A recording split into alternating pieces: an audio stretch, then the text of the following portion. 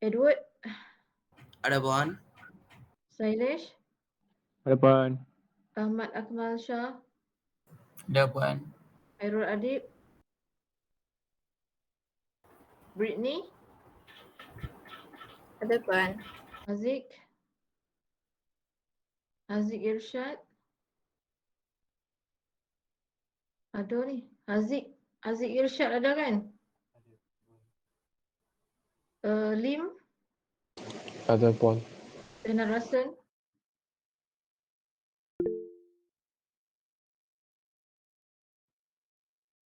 Rasan, Irsyad. Zainal Rasan ada?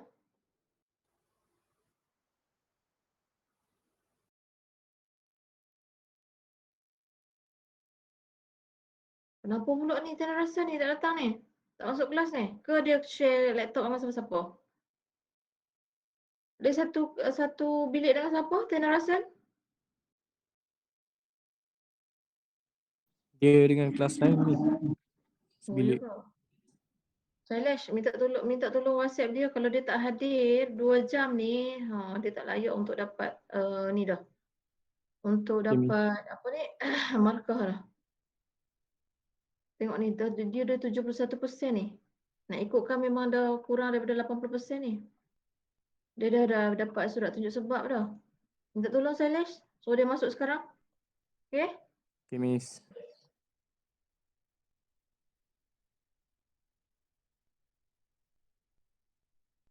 Okey, saya minta maaf, saya kelas hari ni pun terpaksa ditamatkan awal lah sebab saya terlibat dengan meeting akaun amanah lah, meeting apa ni?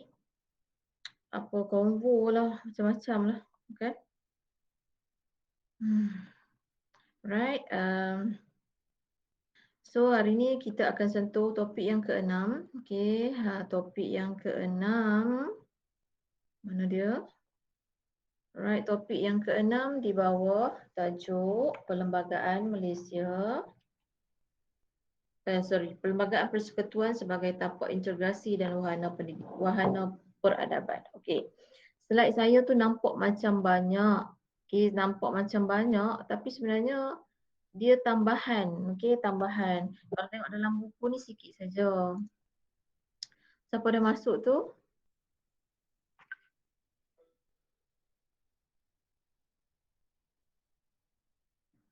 Tanah Rasan dah masuk.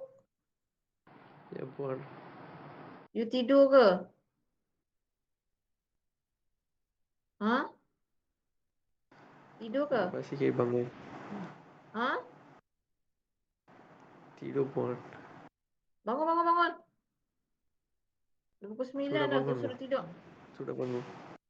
Baiklah, ada sahabat yang baik bernama Sailesh tu boleh call dan suruh kamu masuk kelas. Kalau tak, habislah markah kamu. Okay, so jadi mahasiswa ni kena disiplin tinggi lah sikit. Bukan sikit, kena disiplin tinggi. Tinggi banyak. Okay, untuk topik yang ke-6. So kita terus masuk topik yang ke-6 berkenaan dengan Perlembagaan Persekutuan. Mana?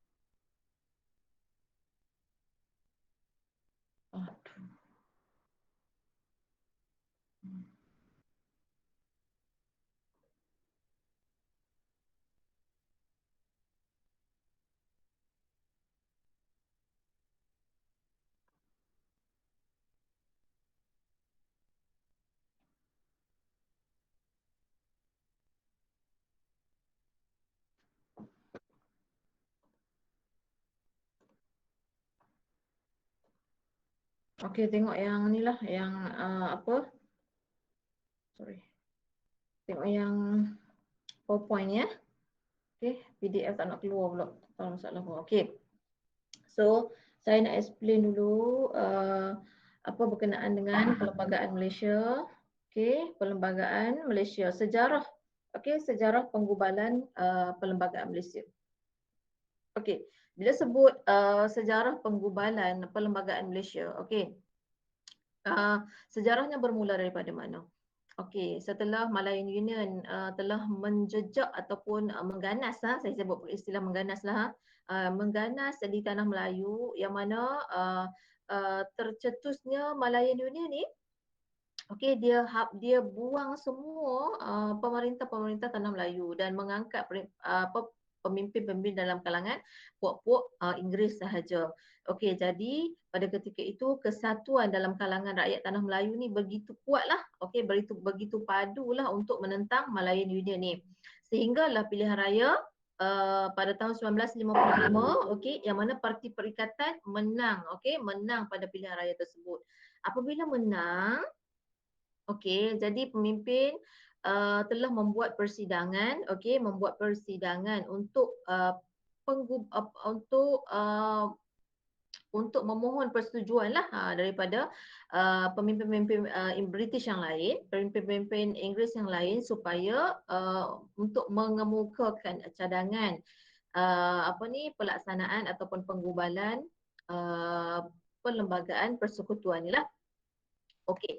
Jadi so bila persidangan tersebut mendapat kata putus yang baik, okey, yang positif lah, yang mana mereka juga bersetujulah dengan wujudnya perlembagaan persekutuan ini. Okey, jadi selepas tu dipersetujui untuk menggubal perlembagaan Tanah Melayu ni, pada ketika dulu disebut sebagai Perlembagaan Tanah Melayu sebab sebelum merdeka kan. Okey, sebelum merdeka. Jadi Parti Perikatan pada ketika itu, okey, ataupun pemimpin-pemimpin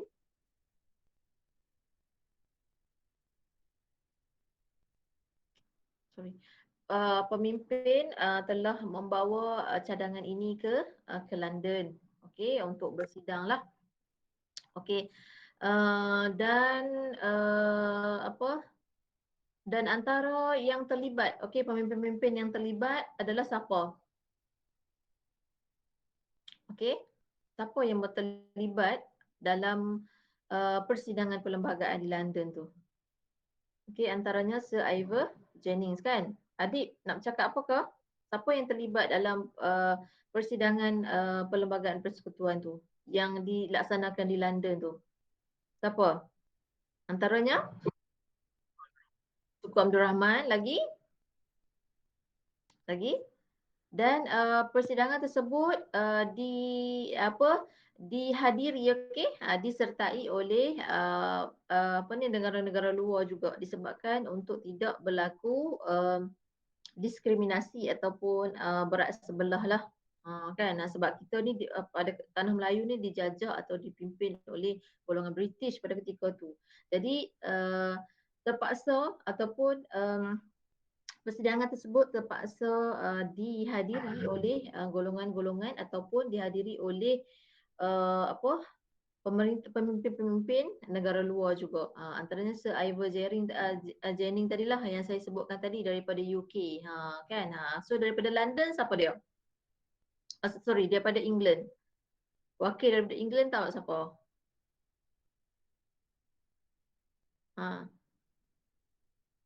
Ingat tak? Lord Reid daripada? Lord Reid daripada England. Okey, Sir William McKell. Sir William daripada mana? Ada beberapa anggota-anggota luar kan. Sir William ni daripada Australia. Okey, kemudian ada juga wakil daripada India iaitu B Malik. Kan, B Malik daripada India lah. Dan ada juga daripada Pakistan. Daripada Pakistan ni Hakim Abdul Hamid. Okey, Hakim Abdul Hamid. Dan ini adalah beberapa lah. Okey, pelantikan penggubal daripada orang luar ni, pelantikan orang luar ni dalam penggubalan Perlembagaan Persekutuan Tanah Melayu ni adalah untuk mengelakkan daripada masalah berat sebelah lah. Dan pada ketika itu Suruhanjaya RIK ni berperanan untuk mengadakan referendum lah untuk mencari untuk cari survey ataupun tanya persepsi rakyat Tanah Melayu terhadap Perlembagaan Persekutuan, dan hasil referendum tersebut menunjukkan bahawasanya rakyat Tanah Melayu ni menyokong penuh Perlembagaan Persekutuan tu dan berjaya, dikira sebagai berjaya. Okey, tu antara sejarah penggubalan Perlembagaan Persekutuan. Okey, tu antara sejarah penggubalan Perlembagaan Persekutuan. Okey, ini adalah sebagai pendahuluan saya nyatakan dari sudut sejarah dia. Okey. So saya tak nak sentuh lagi berkenaan dengan tapak integrasi sebab topik yang kelima kita dah sentuh dah. Okey. Tapak integrasi tu apa? Tapak integrasi adalah ruang sosial yang abstrak, yang nyata kan. Yang mana tapak integrasi ni merupakan satu ruang untuk kita cari titik pertemuan. Okey, untuk kita cari titik pertemuan. Okey, faham kan? Kita dalam rakyat Tanah Melayu ni, yang majmuk ini, yang pelbagai ini mempunyai detik perpaduan, detik perbezaan dan juga detik persamaan. Okey, kita ada jurang, kita ada defisit sosial. Okey, kita bersosial dalam kehidupan seharian kita ni memang akan terdedah dengan defisit sosial lah, jurang perbezaan. Akan tetapi jurang perbezaan yang wujud dalam kalangan masyarakat yang pelbagai ini kita perlu mencari satu titik persamaan. Okey, titik persamaan itulah disebut sebagai platform integrasi tersebut ataupun tapak integrasi. Okey, kita kena cari. So di situlah sebenarnya ruang yang abstrak tersebut. Ruang yang abstrak tersebutlah kita kena cari platform integrasi ataupun tapak integrasi tersebut. Okey, jadi proses pertemuan defisit sosial kita tadi adalah berprinsipkan kepada tawar-menawar, okey, perundingan dan juga perantaraan. Okey, nanti kita sentuh pasal tiga konsep ni. Okey, so ini adalah tapak integrasi ataupun platform integrasi yang wujud. Okey, ingat ada 3 model semuanya. Okey, ada 3 model iaitu makro, meso dan juga mikro. Okey, 3 model iaitu makro, meso dan juga mikro. Ingat kat sini makro ni besar, ruang lingkup yang sangat besar. Meso ni sederhana dan juga mikro ni yang paling bawah sekali. Okey, yang paling bawah sekali. Ini adalah contoh contohnya perlembagaan. Okey, meso adalah badan bukan kerajaan, okey, yang terdiri daripada NGO, non-government organisation. Okey, dan mikro adalah peranan rakyat marhain kita ni lah. Okey, tu sebut mikro. Kita ni paling kecil sekali, mikro, peranan rakyat tu sebenarnya. Okey. Seterusnya, ini adalah yang disebut sebagai platform integrasi tersebut. Okey, makro ni yang saya sebut tadi, makro tadi adalah yang paling besar kan. Okey, yang menunjukkan proses tu bermula daripada atas. Okey, daripada atas kepada bawah, daripada kementerian kepada rakyat. Okey, kementerian, jabatan. Siapa ada buku boleh buku Okey, boleh buka buku muka surat 100. Buku baru ni 100.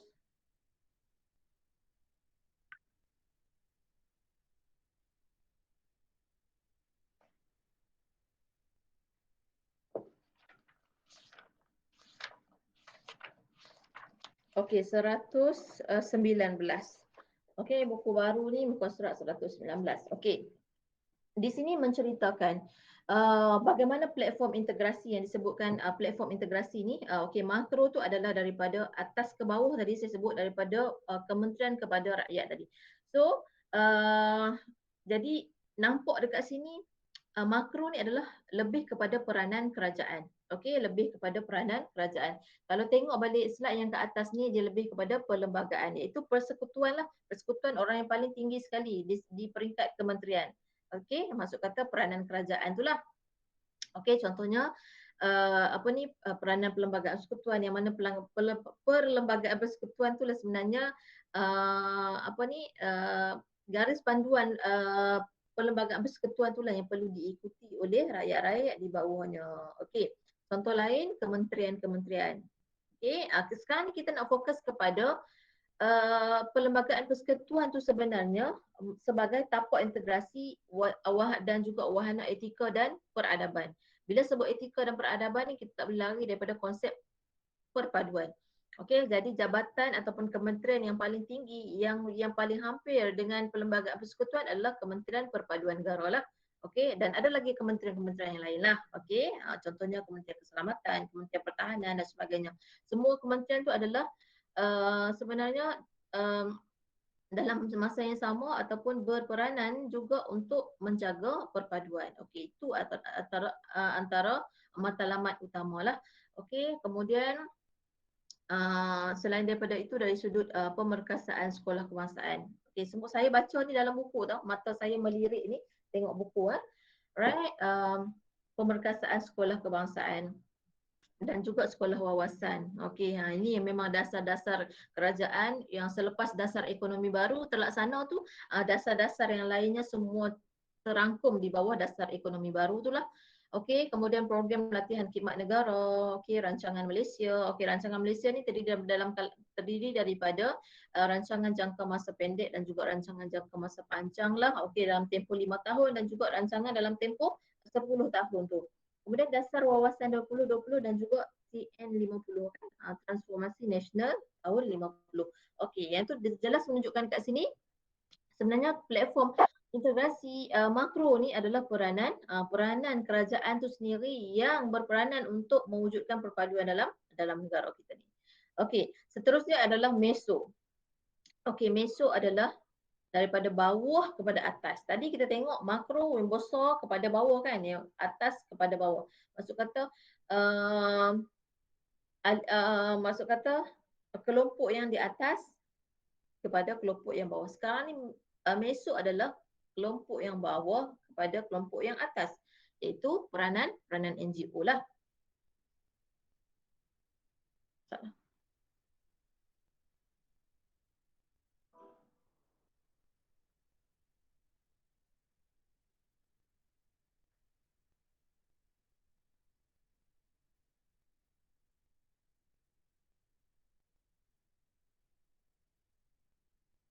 Kejap, dah kena panggil meeting sekejap.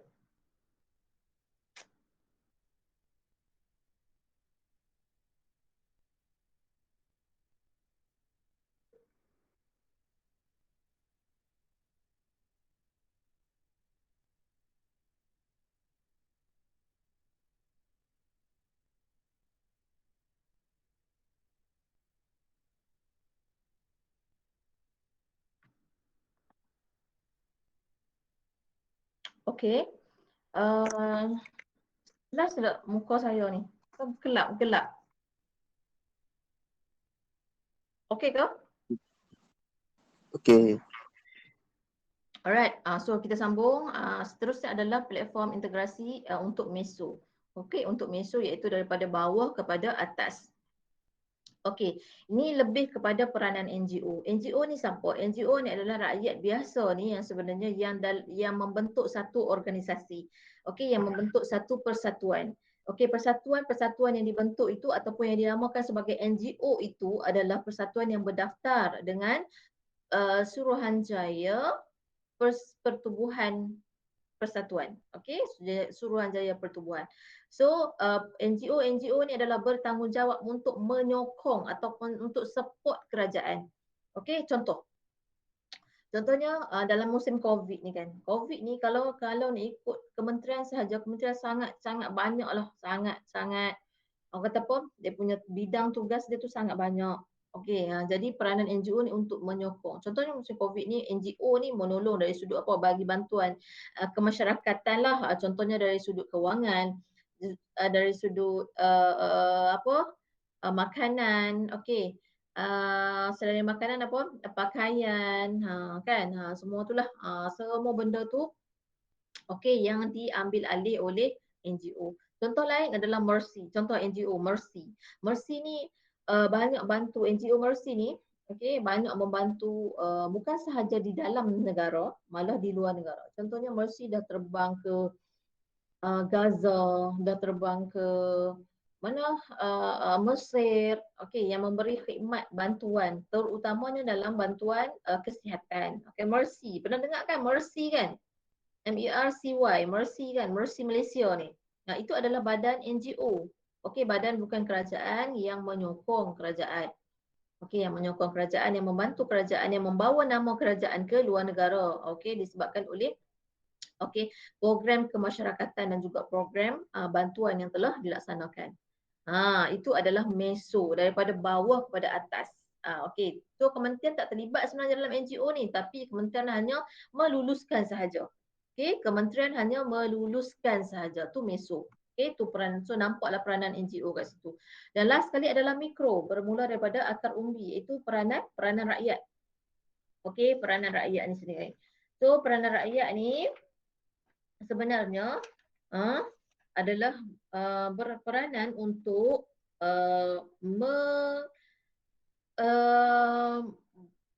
berperanan untuk berusaha untuk mencapai perpaduan tersebut. That's why lah 3 model integrasi. Sebelum ni kita belajar berkenaan dengan 3 model integrasi. Topik yang ketiga. Okey, topik yang keempat. Topik yang keempat kita dah belajar berkenaan dengan 3 model integrasi, iaitu penyatu paduan yang diusahakan, kesatuan yang dicapai dan juga perpaduan yang diidamkan. Okey, 3 model tu sebenarnya yang bermula daripada mana? Bermula daripada inisiatif akar umbi ni lah. Okey, daripada platform mikro ni. Jadi rakyat ni sebenarnya berperanan untuk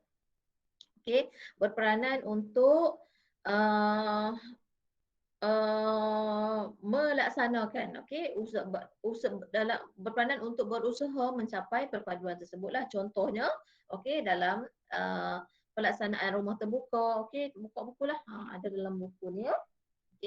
Rumah terbuka, kemudian penerimaan budaya. Kita menerima budaya seadanya. Tengok balik dalam 5 tahap integrasi. 5 tahap integrasi ni daripada segregasi, akomodasi, asimilasi, akulturasi dan semua tu. Yang 5 tu sebenarnya kita menerima budaya. Dalam masyarakat. Kita duduk dalam satu komuniti tetapi menerima pelbagai budaya. So contohnya akomodasi A B C plus B A C plus C A B.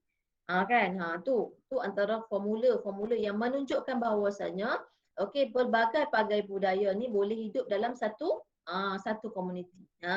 Tu maksud kata sejagat tu. Kemudian program-program yang dianjurkan oleh IPT, program berkenaan dengan kelab dan juga persatuan ni disertai oleh berbagai-bagai agama, budaya dan juga bangsa juga. Kemudian wujud tapak integrasi yang tidak rasmi. Yang tidak rasmi ni contohnya usaha kita untuk mencegah COVID. Contoh ada dalam buku muka surat.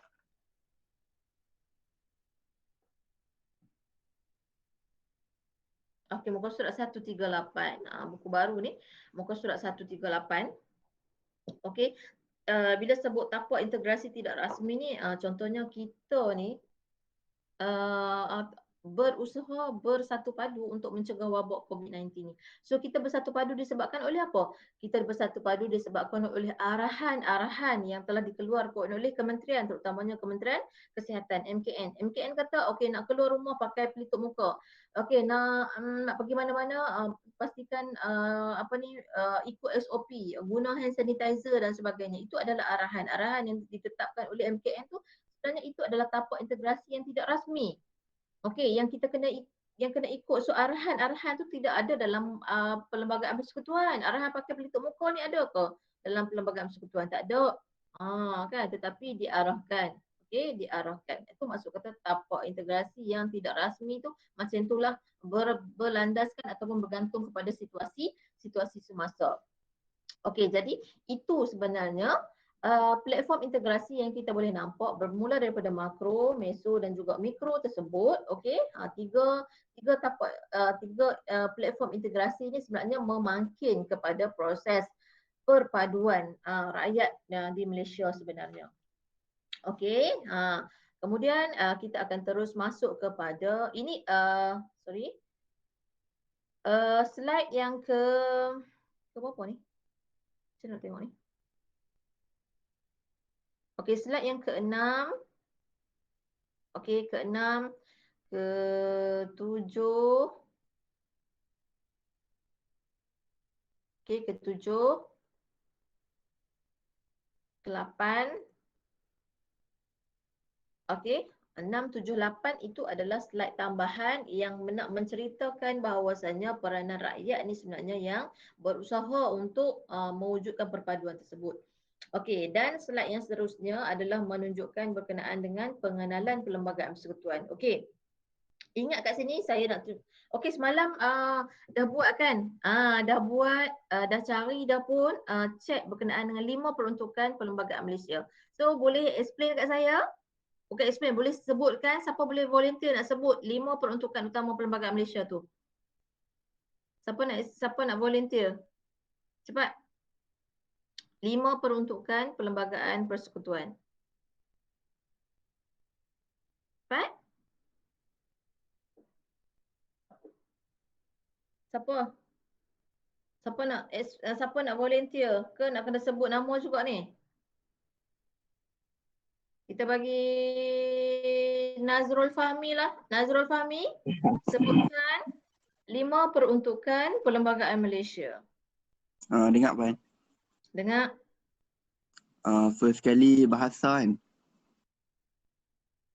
Bahasa Melayu, okey, betul.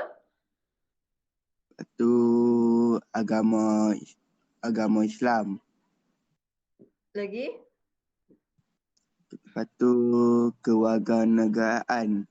Ya, lagi. Hak istimewa orang Melayu. Okey. Lepas tu hak asasi seseorang individu. Itu bukan. B. Itu bukan. Hak asasi itu adalah hak. Itu bukan peruntukan utama perlembagaan. Oh. Yang kelima yang tak disebut oleh Nazrul adalah kedudukan istimewa Majlis Raja-Raja. Okey, Raja-Raja Melayu. Boleh? Boleh Pan. Hak asasi itu sebenarnya berada di bawah. Okey, kita tengok nak. Susah kalau pakai ni. Sekejap nak. Tak keluar air. Okey.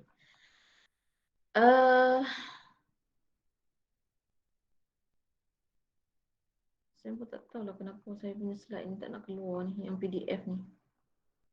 Saya tak suka pakai, okey. Hak asasi adalah kerangka asas perlembagaan persekutuan.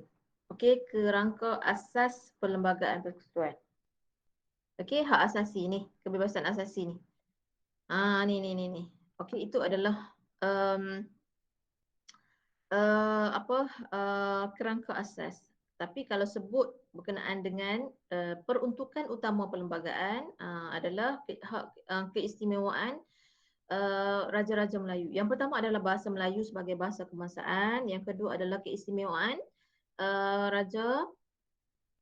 Raja-Raja Melayu. Okey, dan yang ketiga adalah Islam sebagai bahasa. Islam sebagai agama rasmi. Okey. Yang kelima adalah kewarganegaraan dan yang ketiga adalah hak keistimewaan orang Melayu dan hak-hak orang lain.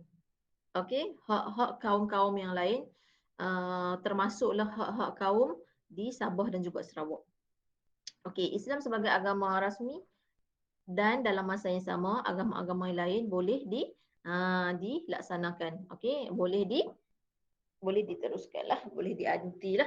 Okey, tu 5 peruntukan perlembagaan persekutuan. Okey, kena ingat kena ingat. So bermula daripada slide yang ke-8 ni. Okey. Mana? Okey, bermula daripada slide yang ke-9. Okey, bermula daripada slide yang ke-9 sampailah slide yang belakang-belakang ni semua menyentuh berkenaan dengan perlembagaan persekutuan. Okey, semua menyentuh berkenaan dengan perlembagaan masyarakat. Topik ini ada dua minggu, minggu yang ke-7 dan minggu ke-8 akan explain pasal topik ni. So konsep perlembagaan Malaysia ni saya akan sentuh pada minggu hadapan. Okey, untuk hari ini. Okey, untuk hari ini saya nak you all buka buku muka surat. Alah, buku sebab saya nak kena pergi meeting 9 suku. Dah 9.14 dah.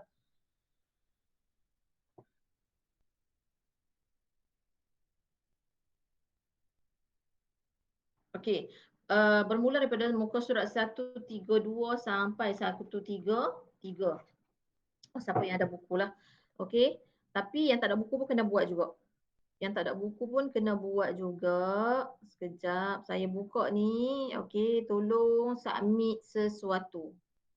Okey, tolong submit sesuatu.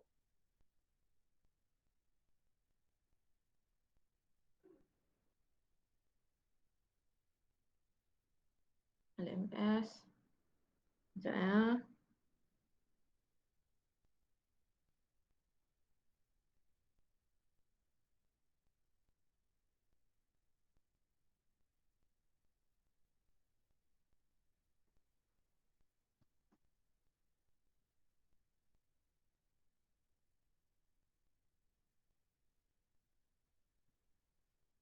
Okey, nampak ni?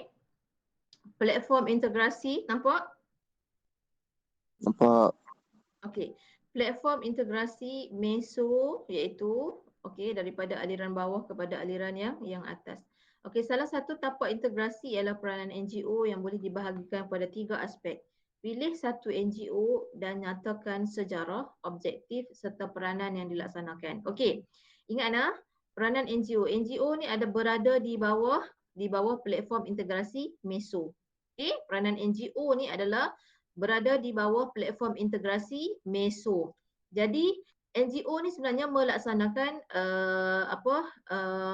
melaksanakan aktiviti yang berteraskan kepada sosial, keselamatan dan hak asasi dan juga asas pendidikan dan keagamaan. Ini adalah 3 skop, 3 skop pelaksanaan NGO ni.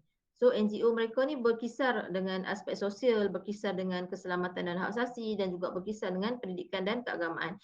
Banyak sebenarnya NGO yang ada dekat Malaysia ni. Okey, ini antara contoh-contohnya dan semua ni contoh ni ada dalam buku, okey? Ada dalam buku. Ni aspek sosial ni contohnya Muslim Volunteer Malaysia, Majlis Belajar Malaysia. Contoh aspek keselamatan hak asasi ni okey, Suruhanjaya Hak Asasi Manusia Suhakam ni. Aspek pendidikan pula Global Peace Foundation Malaysia. Okey. So seorang pilih satu NGO dan nyatakan sejarah, objektif serta peranannya. Okey, contohnya Britney kan. Britney dia ambil dalam aspek sosial ni dia ambil Mercy Malaysia.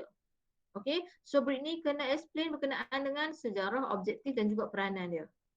Okey, kemudian untuk aspek keselamatan pula Britney nak ambil Majlis Peguam Negara contoh. So explain berkenaan dengan sejarah, objektif dan juga peranan. Kemudian dari aspek pendidikan dan keagamaan ni Britney nak ambil Teach for Malaysia contoh. So Britney kena explain berkenaan dengan sejarah, objektif dan juga peranan. Tolong buat secara ringkas sahaja dan boleh submit dalam ke sini. Boleh submit di sini. Okey? Ni saya cuba create untuk kamulah sebab saya nak kena meeting. So saya tangguhkan kelas hari ini. Okey. Minggu depan kita akan explain dengan lebih lanjut berkenaan dengan perlembagaan persekutuan dari sudut ciri-ciri dia, okey, dari sudut 5 teras yang ada dalam perlembagaan persekutuan tu ataupun peruntukan utama yang ada dalam perlembagaan berkenaan dengan warga negara. Bagaimana warga negara ni boleh hak kerakyatan ni. Yang dikatakan hak kerakyatan tu apa? Okey, saya akan explain semua tu pada minggu hadapan lah. Okey, dari sudut ciri-ciri dia.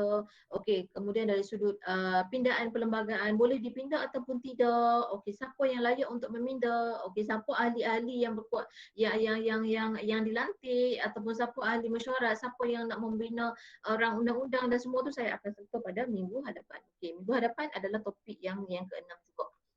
Minggu yang ke-9 baru kita akan ubah kepada topik yang ke-7. That's why kita ada masa lagi lah minggu depan. Okey, dan jangan lupa minggu depan juga adalah due date untuk submit e-folio. Alright, so saya minta maaf dan saya terpaksa lepaskan kamu jam 9:19. Ada soalan tak nak tanya berkenaan dengan latihan ni? Ada soalan? Ada faham ke tak? Ke ada tak faham?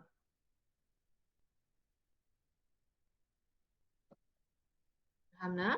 Okey, siapa ada buku boleh tengok dalam buku. Siapa yang tak ada buku, saya cuba send lah apa ni QR code. Okey, saya cuba send QR code kat kamu, boleh scan lah. Okey, saya dah send dah, boleh scan dan boleh tengok sendirilah. Buat simple saja. Okey, objektif Mercy apa? So peranan Mercy apa? Itu saja. Simple. Jangan buat apa ni teruk-teruk sangat lah. Okey, wallahu alam, dan kita jumpa lagi minggu hadapan pada hari Khamis. Okey, bye semua. Puan, masih Puan. Okey, bye semua. Thank you, Puan.